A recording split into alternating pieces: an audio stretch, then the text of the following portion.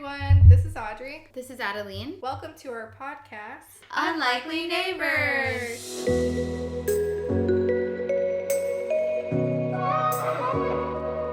This week we have Marianne Philisilda. She is a close friend of ours, and we're so excited to have her as a guest. I know Marianne, and Adeline has known Marianne since we were attending youth group in high school, and we actually didn't really, I think, stay connected when we were in college. But now that we're all back in Hong Kong, I actually go to a small group where Marianne and I get to see each other every week, and I used to work with her. And we're just super excited to hear about her story as she is releasing an album. So she'll be sharing with us a little bit about how she has written her own work since she was 14 years old, and she'll be releasing an album in the near future. So hopefully you'll get to hear a bit more about that. Mm-hmm. Yeah, Rihanna's someone I always looked up to in middle school, so it's actually really crazy to have her on this podcast. And I didn't really stay connected with her either, as Audrey said, and so it was really great to spend time getting to know her on this podcast. So we're very excited to hear what she has to say. So how do you know Adeline and I? Wow, I think we go way back. I definitely met you guys in River, but then I was leaving at that point. So yeah. River is our youth group in Hong Kong. And I was one of, obviously, the older people. I was leaving for uni when you guys actually came in. So I knew Audrey as Jordan's sister, and I knew Adeline as Eileen's sister. Yeah, because we were both in the same year. Or right similar, around the same year. Yeah, we were more similar in age. And so that's how I knew you guys. But I think I didn't know you as you. I didn't get to know you better until much later. Like, as in the last 5 years. Yeah. That would be it. Audrey, I worked with you. Adeline, we went to the women's retreat together. Yeah. Oh, I forgot about that. I remember. Oh, that was awesome. Was so I think that was my first proper conversation. Yes. That was so good. No way, wow. I think, this so might sound awesome. Kind of creepy, but I used to, look up to you so much because you were, you did, the ICA musical thing. You sang, Solitude. I still remember Solitude. And, you were, so cool to me, and I was like, Marianne, and I stalked you on Facebook and stuff. And then you went off to college, and it was like, bye. I did. Yeah. As it happens. Goodbye. Oh my goodness. Solitude, loneliness, that song. Yes. I don't even know. I was obsessed with it. It was an ICK musical. It was. We used to do musicals. Oh my goodness. I did have a musical phase, and that and you is were in High probably School not Musical. Gonna come back. I was in the APA. Yeah. And I watched it. What? You did? Not because because you were there. Yeah, because my friend knew other people in APA as well. And I see. So, okay. Yeah, we went, and you were Gabrielle. Oh, the live performance. Yeah. Yeah. Oh, wow. It was, yeah. Oh my gosh, not Marianne. the professional company, but under the APA, and that was fun. Yeah, it was a really good production. I did think it was lame. It was actually, everybody did such an amazing job. I was blown away by that production, honestly, because I thought it was going to be kind of cheesy, but it was the perfect kind of cheese. It was very different from the actual movies. So that was fun. Yeah. So can you tell us a little bit about yourself, your age, what do you enjoy doing, and what's your job? What are you working as right now? All right, so I'm Marienne Philisilda. I'm 28. I enjoy music. That's my full-time job. I head up the School of Worship at ICA. Yeah. Awesome. Yay. Yeah, love it. That's so good. So what are some things that you feel like you're diving into? How did you end up creating music, and what led you into this industry? That's crazy. Okay, so, that's a crazy long, I'm going to put it in a nutshell. Okay. So I've actually been doing this since I was 14. So, 14, actually around 13 years old, I joined the worship team at River, our youth group, actually. Super OG, I feel. And as an acoustic guitar player. So that was fun. And then started leading after. Yeah. So I never even led until a few months later. Oh, I didn't know that. But then one of my friends was going to form a band to join this competition called the Tom Lee Acoustic Band Competition. Oh. So I said yes, just to do it. And so we composed a song. So it's actually, later on we were called Everflow, and that's how Everflow came about. And that's really, really old.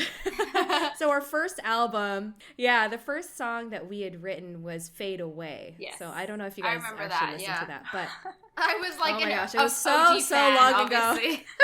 Yeah. Oh my goodness. Thank you. I appreciate that deeply. You have no idea.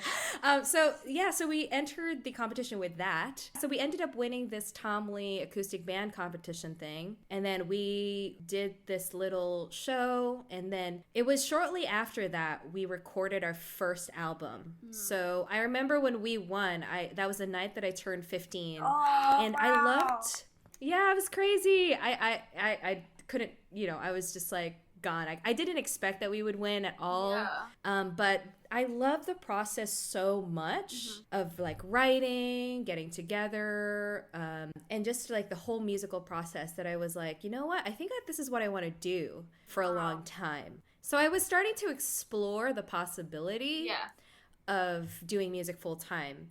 Did you always like singing in general or like music in general, which is how you got looped into creating Everflow? Or was it just like, I don't know, just like something new to you at that point? Because you were so young, like 14. At 14, you don't really know what you're doing. So that's true. And I think I would say like I didn't grow up in a musical family. It's not like, my parents were professional singers at all. They were engineers. So we were in the other side of the spectrum. Yeah. So even that, I was always asked to be like, you know what, Marian, you should be an engineer or accountant. It's very Asian. Yes. Or like even at least a full-time conventional teacher. And at least get an educational degree. At least do that. Don't do music because A, there's no money. Yeah. B, you don't sound like Whitney Houston. So they were very realistic in that sense. But I think in my heart, I don't know why. I'm still trying to figure out why I just kept fighting for it. Yeah. Like I was like, I love this. I want to do this.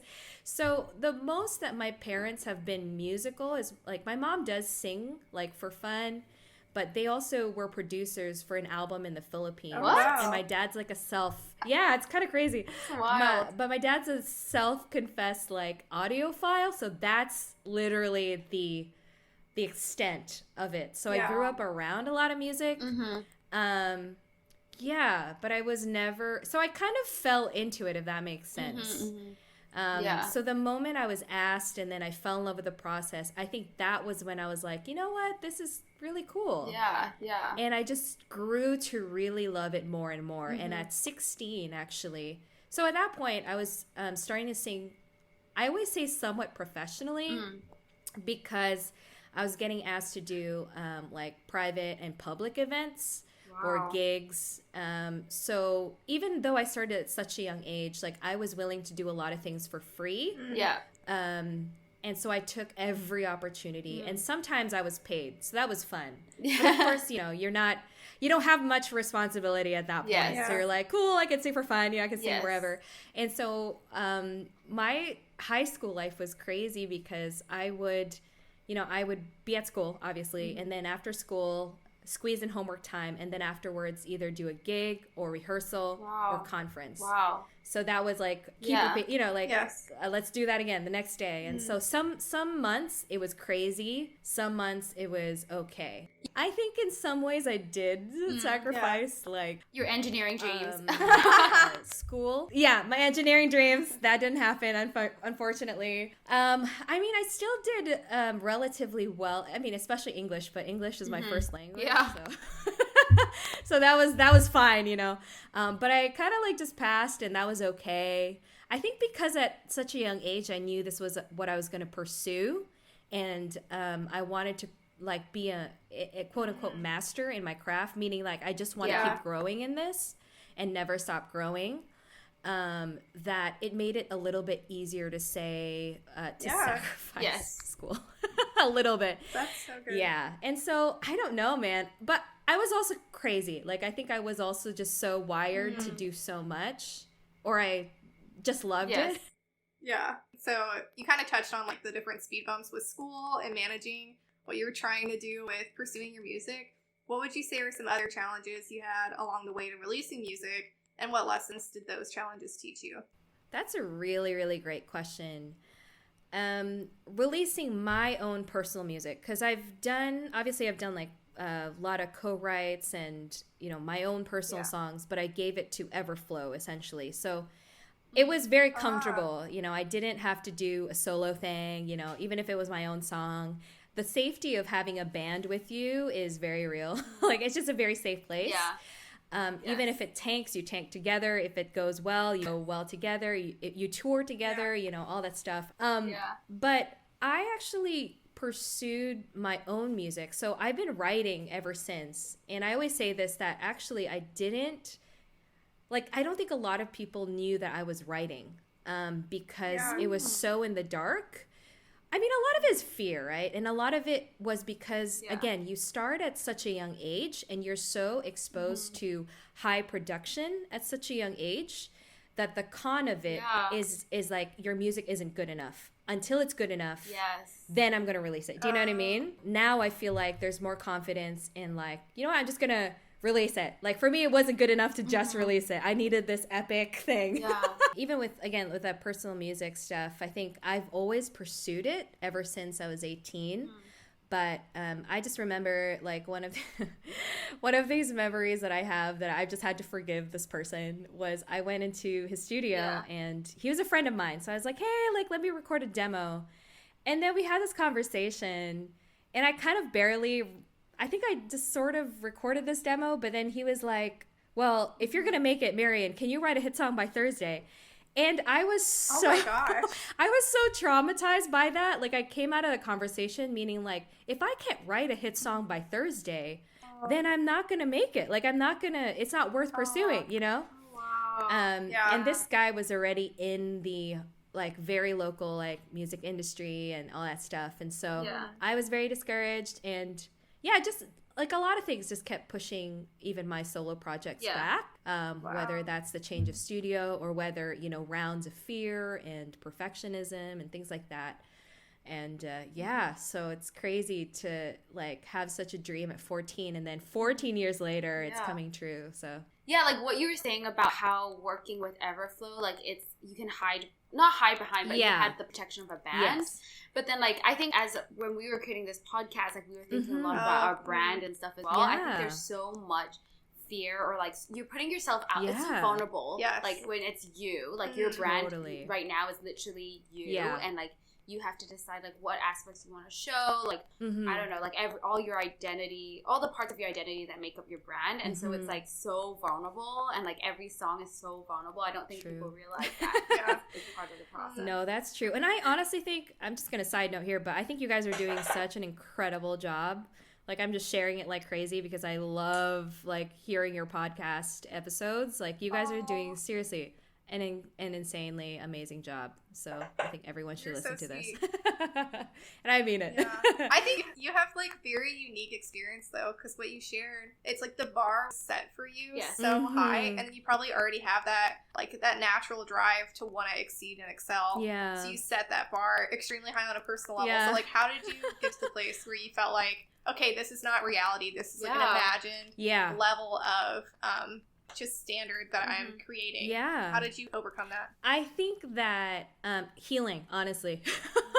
A lot of inner healing. And I think that's why even leaving for uni, and I honestly, like you're right. Like, my life has been very unconventional. So I can't even say, hey, like, this is my life. It should look like this. Like, I don't think, I just don't give that to other people because it's just so different, even university, I went to the International House of Prayer, and it was there actually that I felt like I was able to deal with a lot of those issues and a lot of things that I had just suppressed because I'm a natural suppressor, I'm just gonna be honest. So I forgot how to celebrate my achievements. So I was always like, great, I've achieved, let me go back. Like, let me do something else. I remember that exact thought that I'm like, cool, I've done that. All right, next thing. Wow. As opposed to really staying in it and being like, you know what, I've done a lot. Because then I just drive myself like crazy. So I think that pausing and healing from it, and just being able to process with different people, and having my voice, the voice inside my head, reworked, if that makes sense. Wow, like, yes. For the voice, like if I was thinking for a long time, it was like, Marian, you're not good enough. And then it became like, slowly, even now, actually, we just had this conversation before Unlikely Neighbors, where it's like, I need to know, and I need to reassure myself again that I am enough. Yes. Because if I can release music from that place, I think there's so many things that are going to work itself out, wow. I'm not going to go looking for attention. I'm not going to look, like, as you say, the clout. Yeah, I'm not going to chase it. Yes. I'm going to release music and the branding to be who I am, Yeah. and I'm going to be more comfortable with that. Yeah. Yeah. I love that Yeah, because I think this like applies so much to people who are not in the music industry, or like not producing something like a podcast or an album. Like, I think this happens in like just life in general, like in work. That's like, so true. that you're not measuring up to whatever this invisible standard is. So like, how would you give advice to anyone, like not just like younger artists, but like anyone, like even one of us, like who can't sing, like what would you give advice? Like, or what's your advice for us on how to, like, I don't know, do things from a place of where we like are so sure of our worth? First, I would actually say know your why. Yeah. Like, know why you're doing it. I think that will tell you a lot about your process. Yeah. And be honest with yourself. I think maybe that is number one, authenticity and honesty. If you're doing it for the attention or to get recognition, your product is going to look very different, right?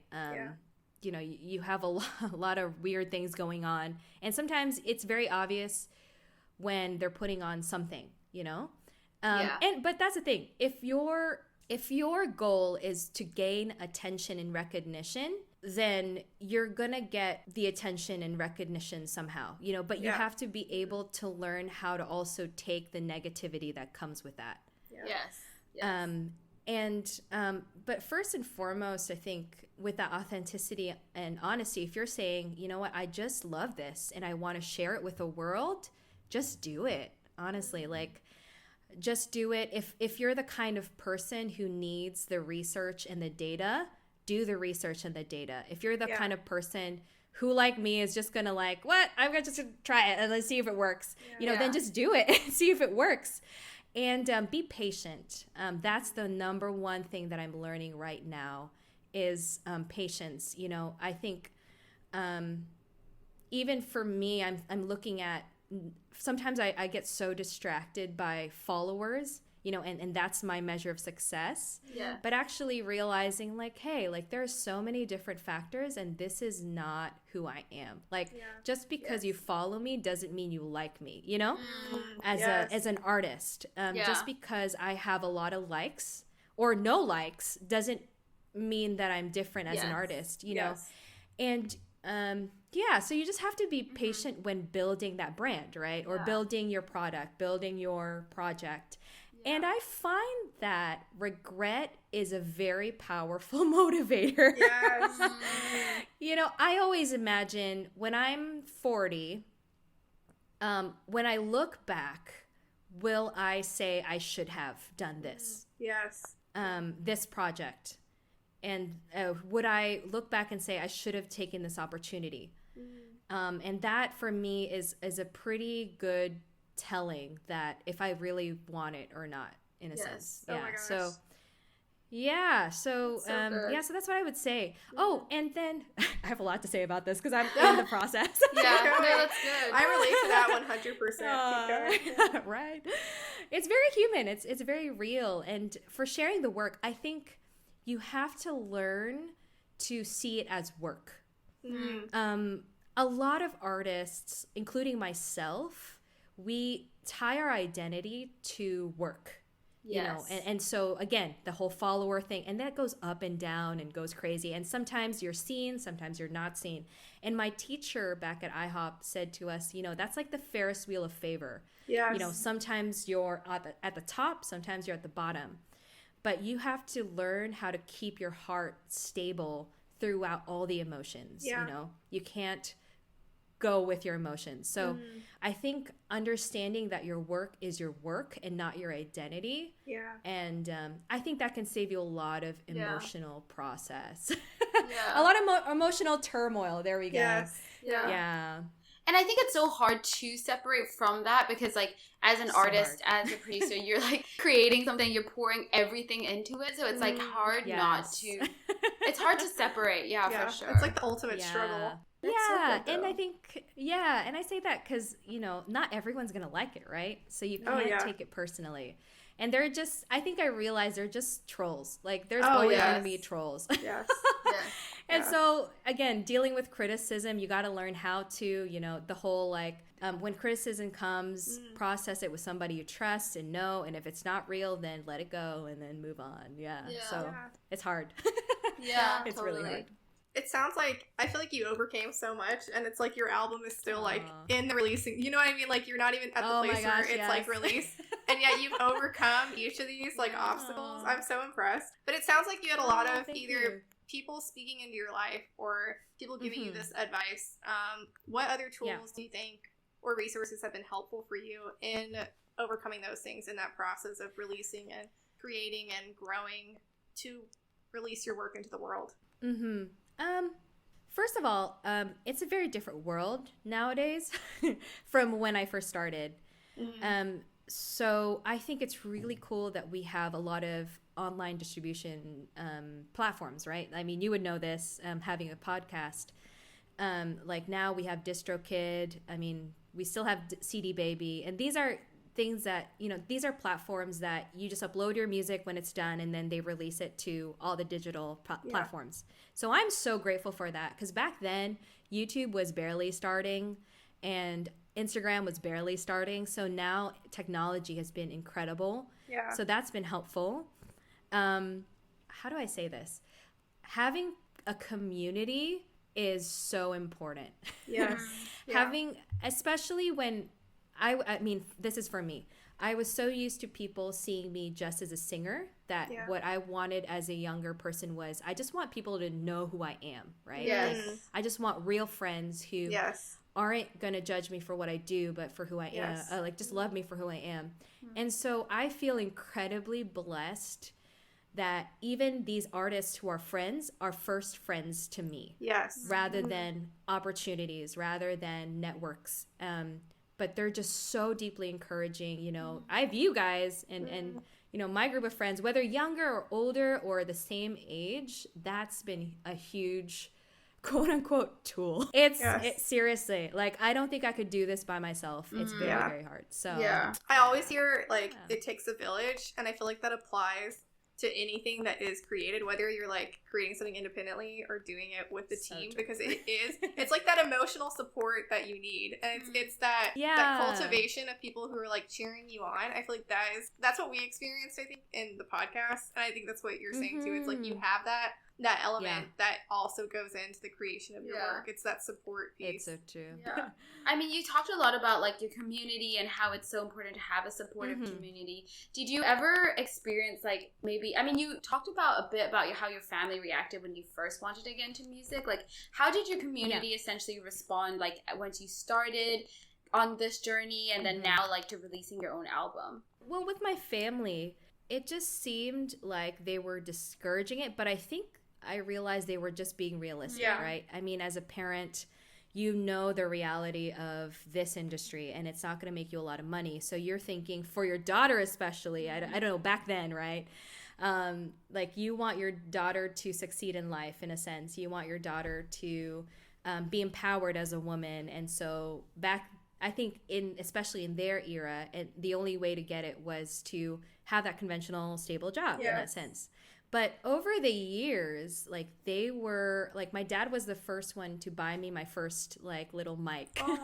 And and like all this music. So in a way, he was still, or both of them, they were still supporting my music. But they were always like, hey, like, at the back of your mind, remember this, okay?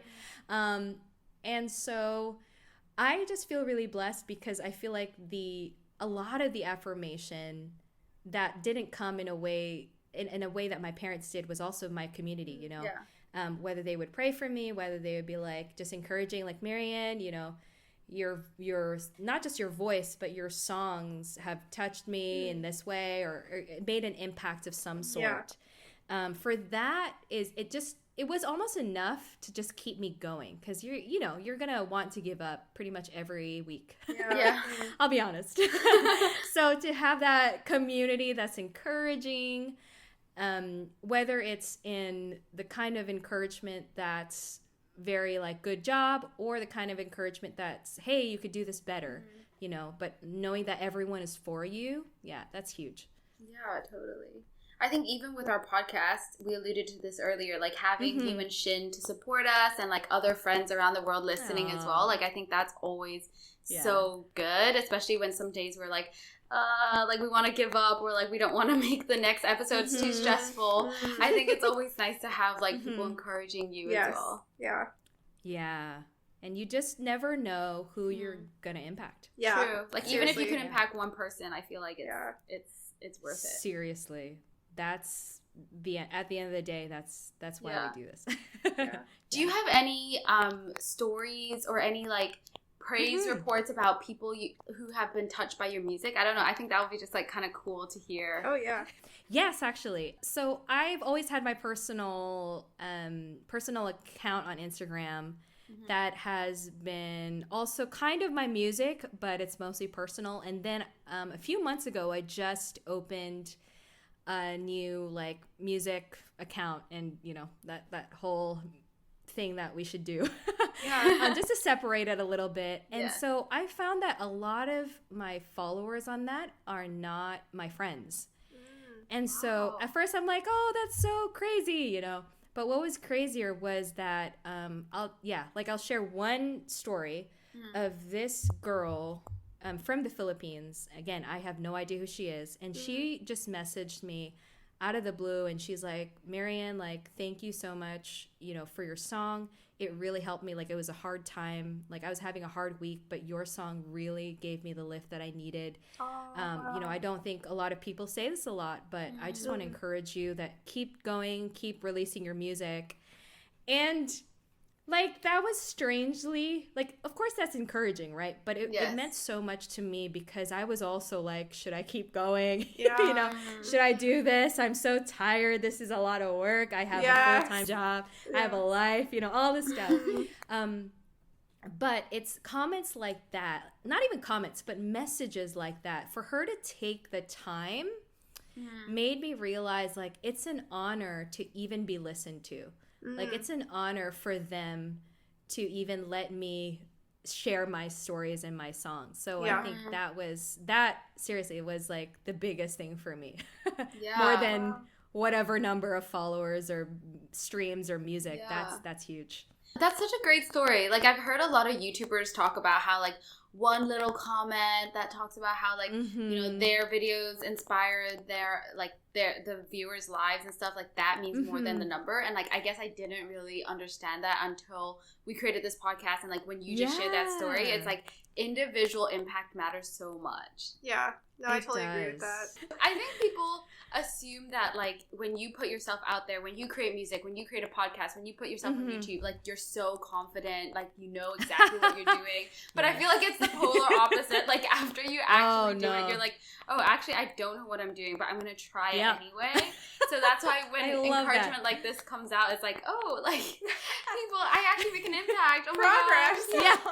Yeah. What? Yeah. I think, I mean, if it's any encouragement, I'm still Googling what is branding. So You're good. Audrey to help you. No. I think I do. No, that's awesome. And I think that's it. Somebody once told me that authenticity is huge. And if you can just be authentic and be who you are, you know, again, obviously with boundaries, but be who you are, and you're not somebody else, you know, you're not becoming another podcast, you're not becoming another singer who's already out there. I think that does go a long way. Yeah.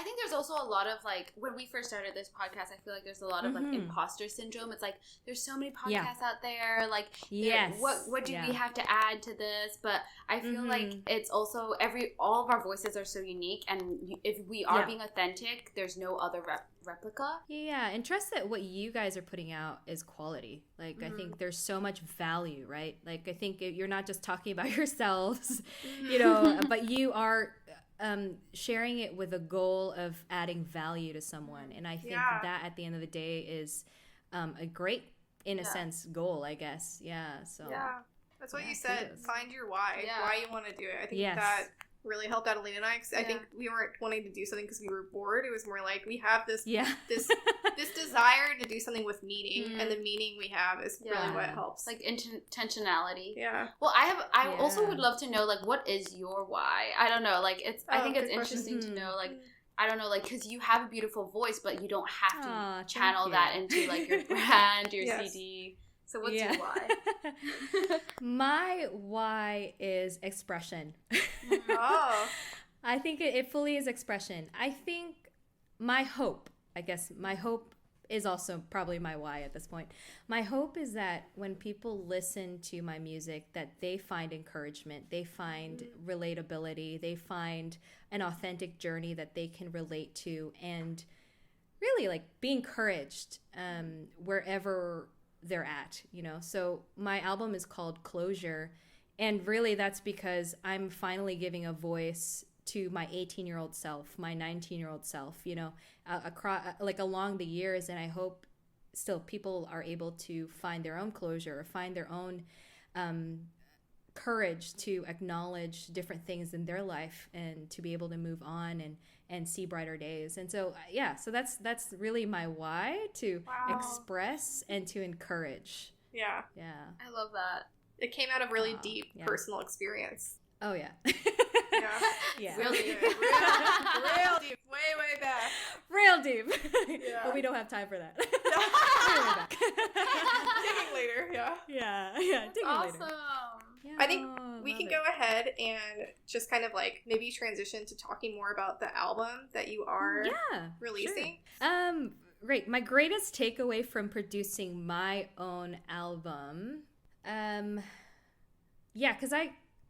there's a difference, because you can still be a solo artist but have other people produce for you. So I co-produce this with someone else. I think my greatest takeaway is having a great team.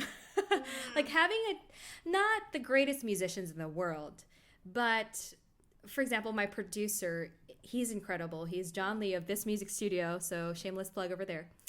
And he is such a great producer, not because he wants me to sound like the next something, but he's very understanding and actually helps me to kind of sound the better version of myself, if that makes sense. So he understands my vision, and he's actually the one who helped me title my album Closure, because he just saw the collection of songs. So to have someone like that is really, really helpful, for someone to say, I want you to sound like yourself. Like, I think this arrangement or this thing can be worded differently, or this can sound like this because it's more of you. And so to have somebody to help me process authentically but also express authentically is huge. And the musicians that I have on the album, they're basically, they're all my friends. And so they know me, and they know the feel that I'm going for. So even though I don't have the arrangements to a T, I'm thinking musical scores and things like that, they understood where I wanted to go with a song, and then they just elevated it. So trusting is also huge. Trusting other people with your baby is a very big thing. And so that was also another takeaway from my producer, because he said, like, Marian, like, you have to also learn to know when to stand firm, but also be open to different ideas, because sometimes they can actually be better. That's good. Yeah. Yeah. I feel like you and John probably got into such like a vulnerable, like you had to be so vulnerable with John for him to like know you so well and like champion you and who you are. Yeah, and he's just so cool. I mean, okay, if this is, again, any encouragement, my first meeting with him was literally like, hey, I want to do songs, and I don't know how to, can you help me? I was such like, I just didn't know what I was saying. I had no vision. I didn't know. I knew what I wanted to do. I just didn't know how to do it. So I was like, so you don't have to be super eloquent. So I just feel very lucky to have had that, that he was okay. Yeah. That's awesome. I love that. So your greatest takeaway, you would say, would be surrounding yourself with people that know you and that help to support the vision you're trying to create. Yes. So what do you think is something that you're looking forward to or experiencing in your personal life at the moment? On a personal level, just a nice little catch-up question. More of life. That's so cheesy. I mean, right now, I mean, I'm married, so we're 9 months into marriage, but I'm honestly, like, I'm looking forward to just living life. I think I have, again, like an incredible husband, an incredible community, and just being able to have that daily, like I'm very deeply, like, just so grateful. Yeah. Because I know and understand that not everyone does have that, and to have that is a blessing in itself. So I'm just looking forward to that, man, and finishing my album. Yes. Literally, I think I'm just so done. Like, I just want it out. Where are you at with your album? Like, what status? What's your progress status? So right now we're in the mastering. We're in the mastering stage, and so after that's done, I'm gonna be able to upload it on a digital platform and then do all the marketing from there. Yeah. Wow. That's awesome. Do you have a release date for people, and where can they tune in to hear it? Not yet. So follow me on Instagram. What's your handle? Oh. To keep that, Marian Philisilda. Nice. We'll probably have it plugged in the comments or the description section. Give me some space now to get the new in somehow, but I'll read it again, just a little lightheaded, and I'll sing it again. Oh, oh, oh, oh, oh, oh, oh, oh, oh. Throwing my worn out bag in a box of bones, I'm finally cleaning up this home just to get somewhere. Giving up my mask and all these walls. It's been a while since I felt tall and moved on now. But give me some space now to get the new in somehow, but I'll read it again. I hope you really like that piece from Rianne's song. I think it's really cool that her music still isn't out yet, but she's actually willing to share a clip of it with us. So if you like that piece of music, feel free to go to Spotify. You can follow her there, or you can go to her Instagram to stay updated on when she is actually releasing her album. Her handle should be in our podcast description. Something that I really loved about this episode was Rianne's vulnerability. I think I really appreciate her sharing her struggles, because not many people talk about that. Even though I'm not an artist myself, I think I really related to a lot of the things that she's been through and the lessons that she's learned. I think for us creating this podcast, we've learned a lot about imposter syndrome and about our own insecurities about releasing something and putting ourselves out there. So I think we really related a lot with her struggle, and seeing her being so raw and open was really helpful as well. I also really loved how she mentioned being intentional about reworking the voice inside her head, and remembering your voice and knowing your why. I think that even not as an artist,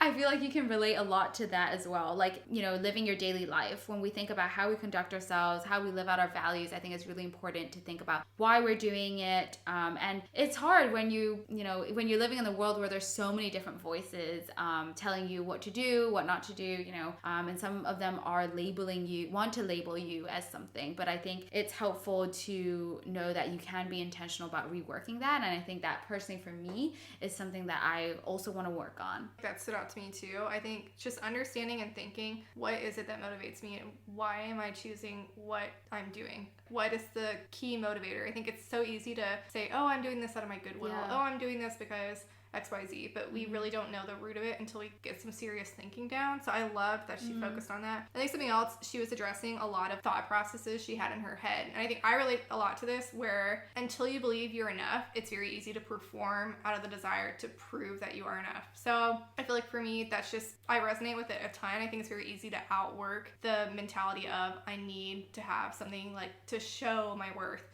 I love that she was explaining that and how worth is separate than your work.